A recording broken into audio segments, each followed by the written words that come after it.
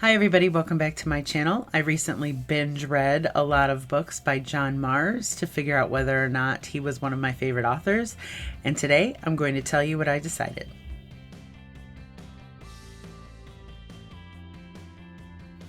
I've had a feeling about John Mars since I read his book, The One. It's a techno thriller about a dating service that is able to match your DNA to your one perfect mate in the entire world. And I love that book. It immediately became my favorite thriller of all time. And it's still in the top 2 of my favorite thrillers of all time. And I had a feeling from reading that book that John Mars wouldn't let me down, that he could in fact be one of my favorite authors. This is similar to the experiment or the project that I did late last year with Anya Alborn, who is in fact one of my favorite authors. And I wanted to get to the bottom of exactly where John Mars would fit in my reading life. I wanted to know if The One was just an exceptional novel by a so-so author, or if The One was a good indicator of the author's talent and what you can expect in each one of his books. I originally read The One as an ARC, but since then I have picked up my own copy because I have to have it. And I showed it to you recently in my video about books that I could reread over and over and over again. This one is definitely one. But for this video, for this project, I also read The Good Samaritan, When You Disappeared, Her Last Move, and The Passengers. One of those books is a 3-star. 2 of them are 4 stars, and 1 of them is a 5-star. And I will reveal to you which one is which after I tell you what they're all about, so you have plenty of time to speculate and guess how I may have rated these books. First, I read The Good Samaritan. This is the story of Laura, who works at sort of this crisis hotline. People call for not necessarily advice, but just people who maybe are in a mental health crisis call and have the opportunity to talk to somebody who empathizes with them. The point is not to convince the caller to do one thing or another. It's just to lend an ear. It's just to be supportive. And Laura is one of the shining stars of this crisis hotline. Only behind the scenes, Laura is actually convincing callers to kill themselves. Laura convinces the wrong person to kill themselves, and that person's spouse makes it their mission to destroy Laura because of all of the things that she robbed him of. Next, I read When You Disappeared, and this is the story of Catherine and Simon. Catherine wakes up one morning to find that Simon has completely disappeared and left no trace.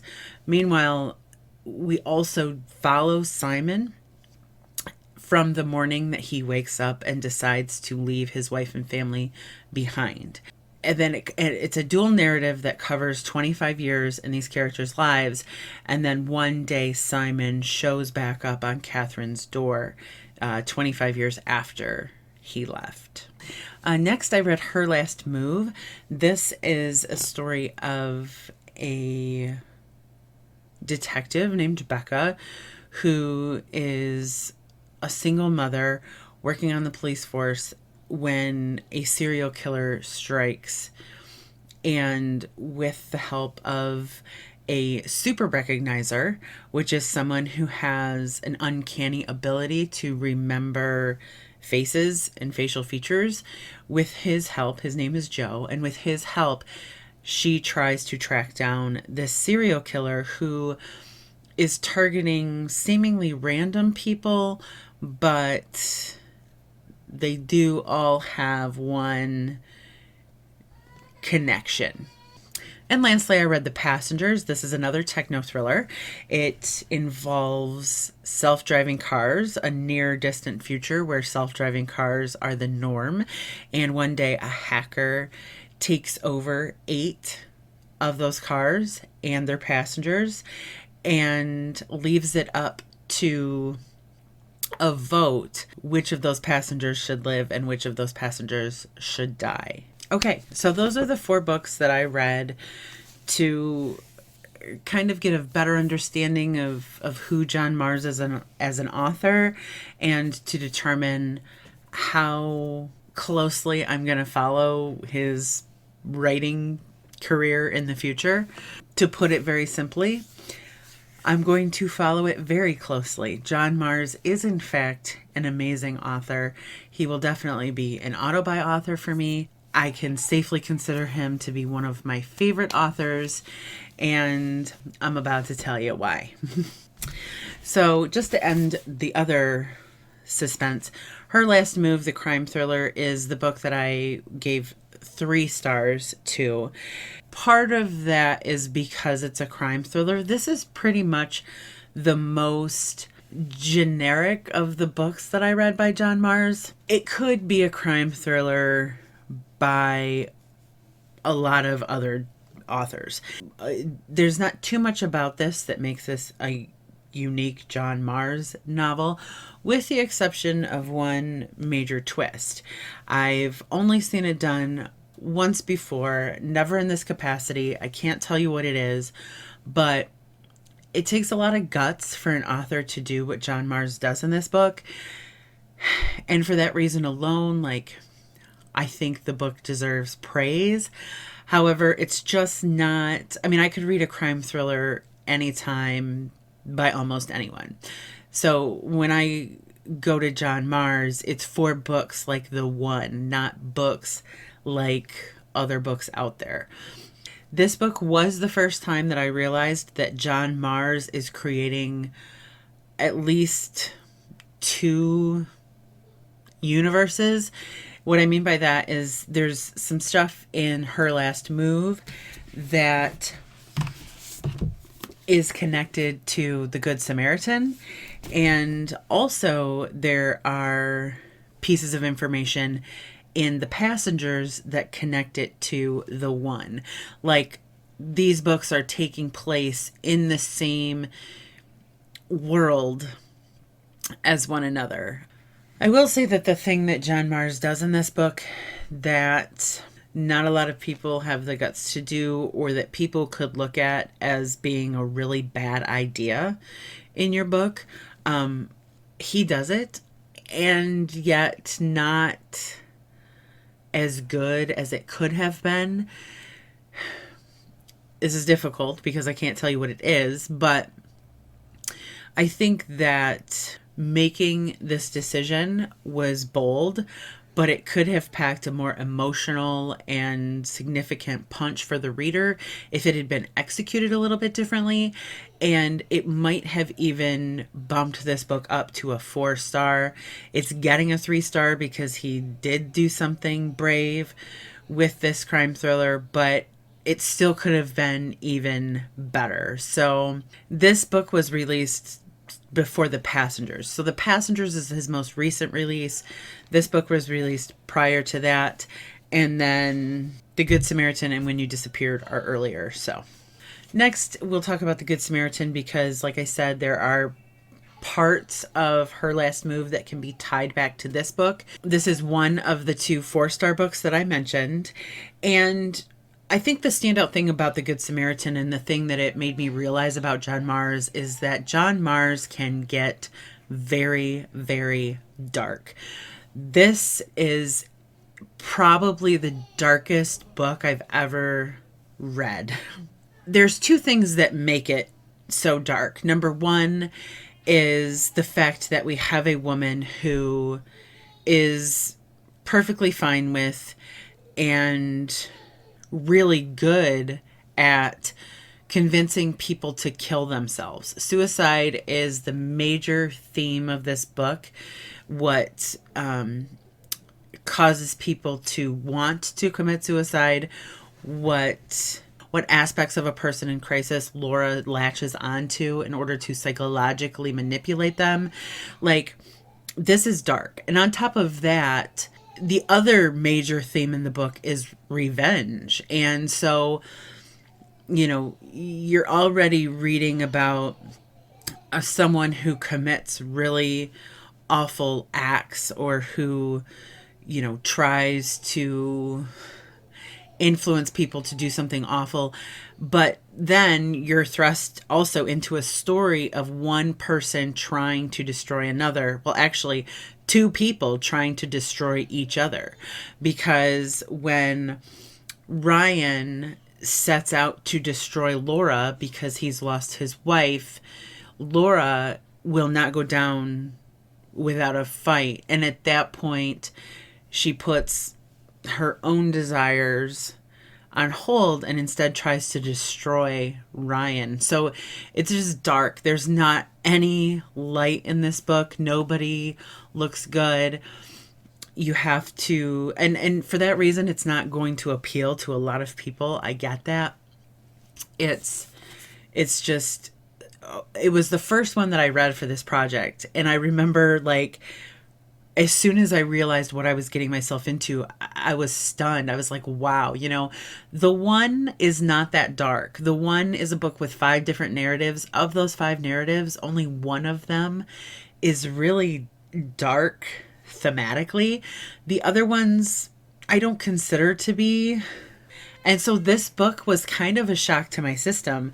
I knew that John Mars wrote exciting, twisty, consumable thrillers, but when I realized how bleak and how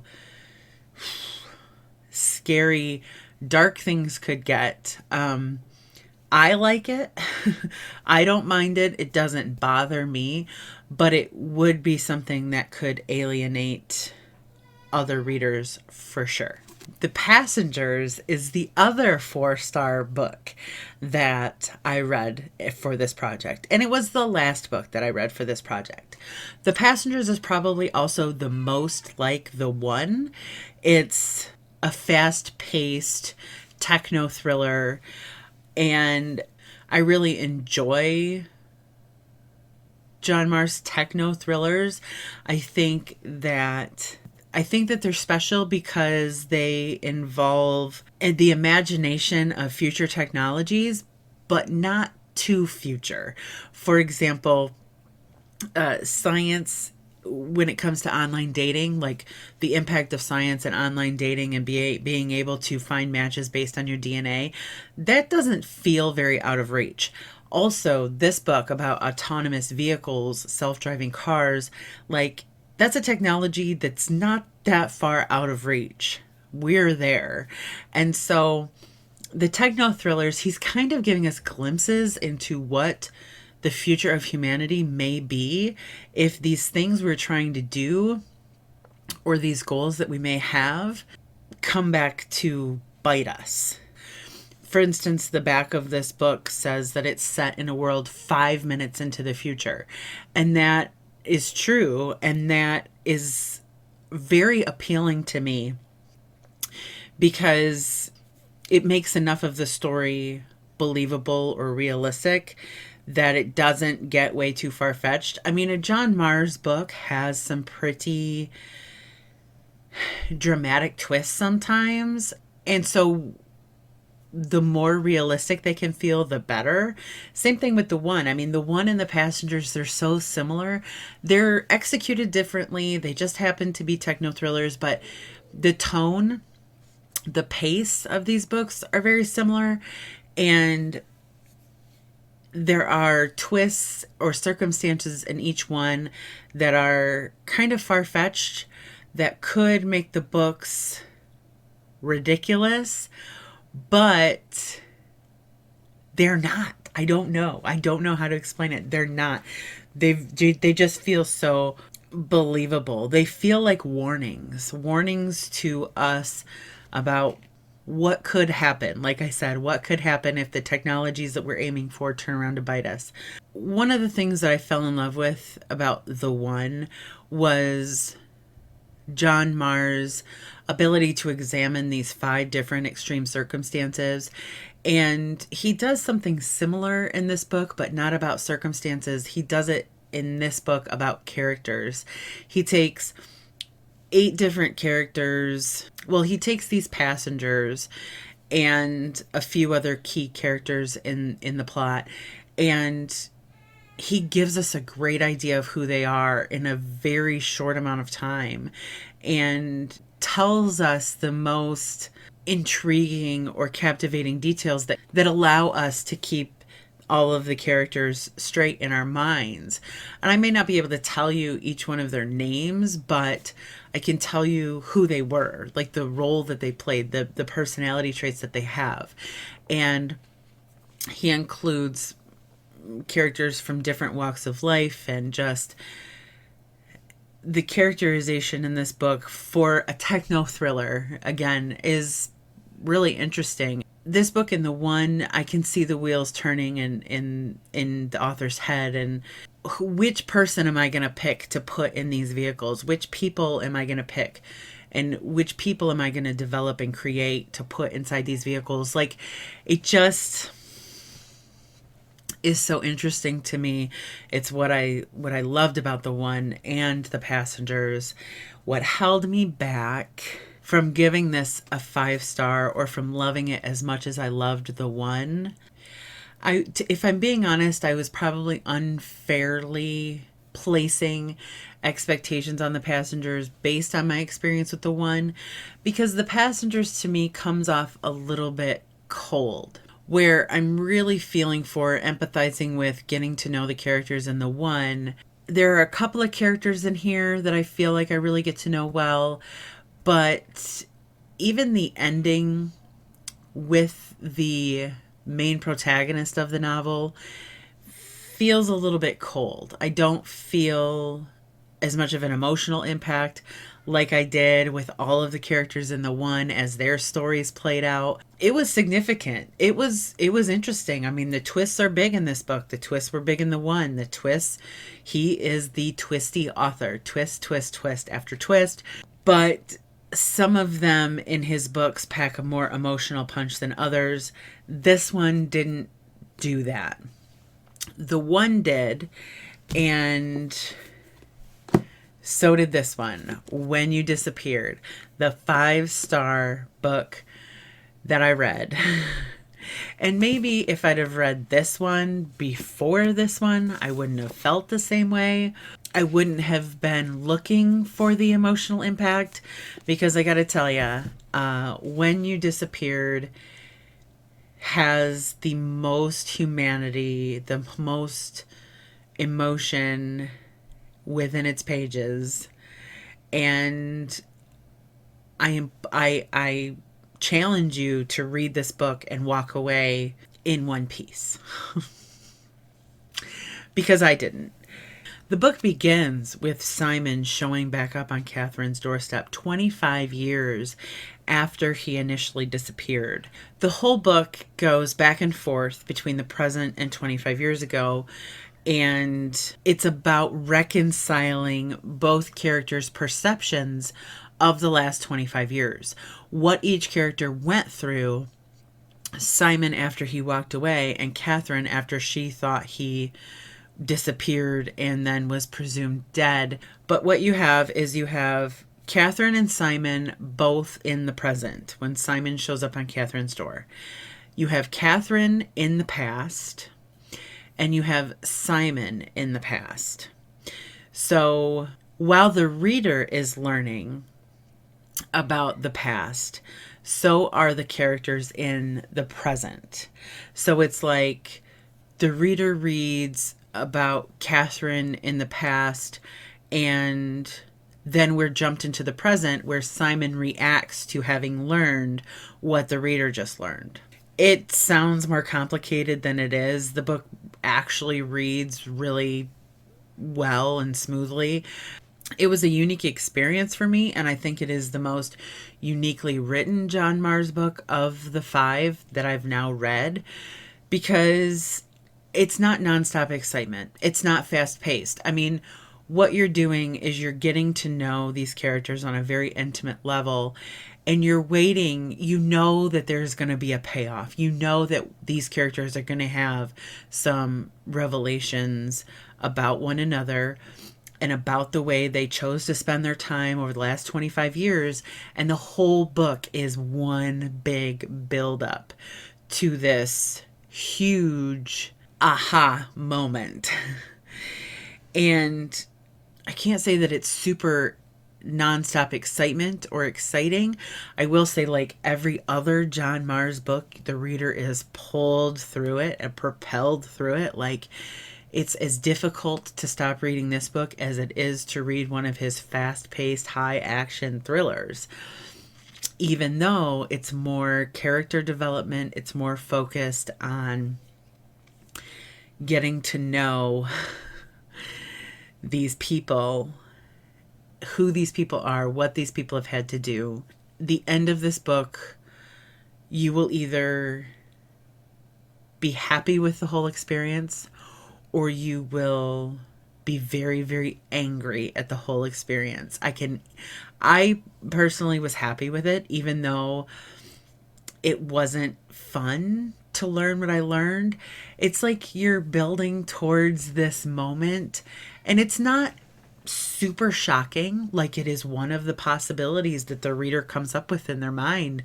It wasn't, I didn't feel like I was super clever because I guessed what was going to happen.